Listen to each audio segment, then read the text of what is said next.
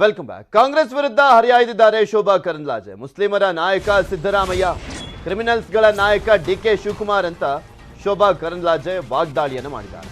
ಕಾಂಗ್ರೆಸ್ ಕೈನಲ್ಲಿ ರಕ್ತ ಅಂಟಿದೆ, ಕಲುಷಿತವಾಗಿದೆ. ಬ್ಲಾಸ್ಟ್ ಆರೋಪಿಯನ್ನ ಸಮರ್ಥನೆ ಮಾಡಿಕೊಂಡ್ರು.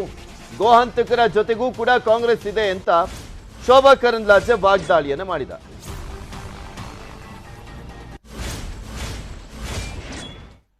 ಸಿದ್ದರಾಮಯ್ಯನವರು ಯಾರ ನಾಯಕ?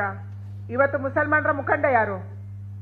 ಮುಸಲ್ಮಾನರಿಗೆ ಮುಸಲ್ಮಾನ ಧರ್ಮದಲ್ಲಿ ಅಥವಾ ಅವರ ನಾಯಕತ್ವ ಯಾರ್ದೂ ಇಲ್ಲ. ಮುಸಲ್ಮಾನರ ನಾಯಕ ಇವತ್ತು ಸಿದ್ದರಾಮಯ್ಯ.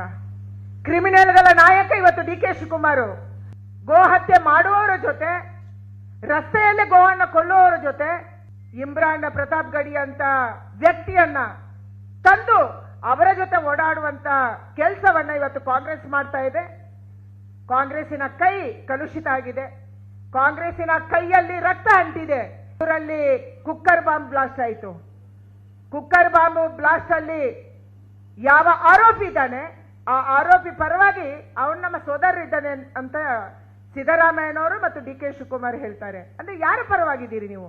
ವಿದೇಶದ ಒಂದು ವ್ಯವಸ್ಥೆ ISI ಇದು ಹೇಳುತ್ತೆ ಮಂಗಳೂರಿನ ಕುಕ್ಕರ್ ಬಾಂಬ್ ಬ್ಲಾಸ್ಟ್ ಅಲ್ಲಿ ನಮ್ಮ ಪಾತ್ರ ಇದೆ ಅಂತ ಘೋಷಣೆ ಮಾಡುತ್ತೆ, ಇಂಟರ್ನೆಟ್ ಅಲ್ಲಿ ಹಾಕೊಳ್ಳುತ್ತೆ.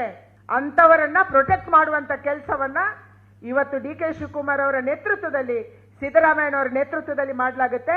ಯಾವ ದನವನ್ನ ಕೊಂದರು ರಸ್ತೆಯಲ್ಲಿ ಅವರ ಜೊತೆ ಇವತ್ತು ಡಿ ಕೆ ಶಿವಕುಮಾರ್ ಮತ್ತು ರಾಹುಲ್ ಗಾಂಧಿ ಅವರು ಪಾದಯಾತ್ರೆಯನ್ನು ಮಾಡ್ತಾರೆ.